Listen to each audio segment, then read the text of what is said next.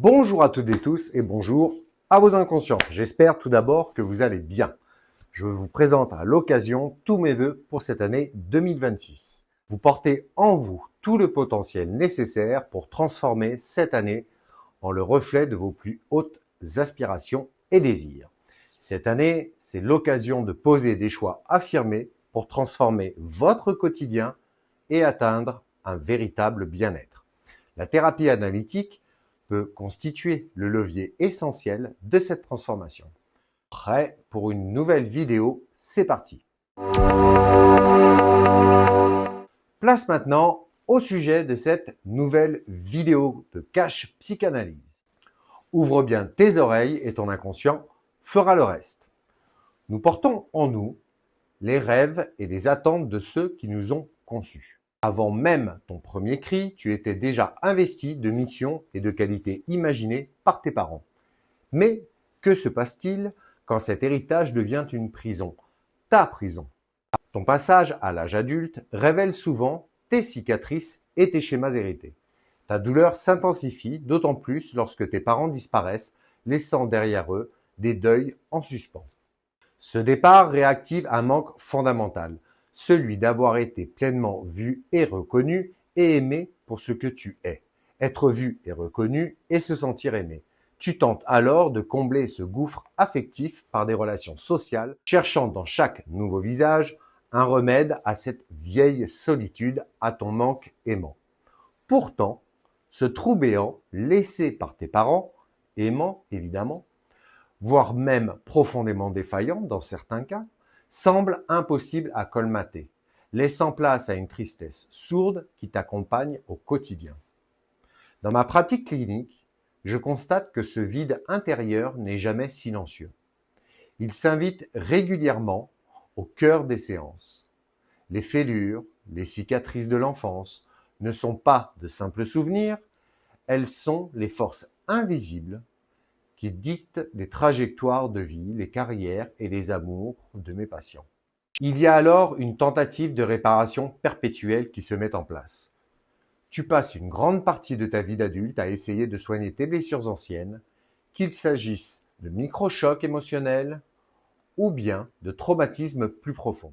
Ce travail de réparation inconscient prend souvent des formes handicapantes. Une confiance en soi qui s'effondre au moindre défi, une difficulté chronique à habiter sa propre identité, l'autosabotage, répétition des relations amoureuses vouées à l'échec, dépendance affective, soumission à l'autre, le recours aux addictions pour anesthésier ce qui n'a pas été exprimé. Ces comportements peuvent être les signaux d'alerte d'une souffrance, de ta souffrance, qui attend toujours d'être traitée. C'est ici que l'analyse prend tout son sens. Elle agit comme un révélateur, levant le voile sur ces manques, sur ces marques pour te permettre enfin de cesser de porter le fardeau de tes aïeux. En les faisant remonter au conscient, alors tu peux les nommer, les verbaliser, les traiter et te sentir apaisé.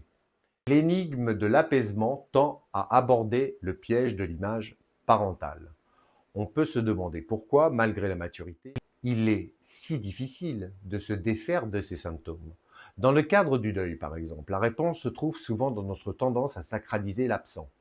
Perdre un parent, même celui qui a été incapable de nous protéger ou de nous aimer correctement, réactive un conflit intérieur très ancien. C'est le paradoxe du lien originel. On pleure à la fois la source de notre vie et la source de nos manques. Cette figure parentale est comme une nourriture que l'on a passionnément désirée, tout en la rejetant pour sa toxicité. Ce sont ces sentiments contradictoires entre attachement et ressentiment qui rendent la libération si complexe et le deuil si pesant. S'autoriser à situer la responsabilité de ses parents face à leurs manquements est un exercice délicat, souvent freiné par la culpabilité.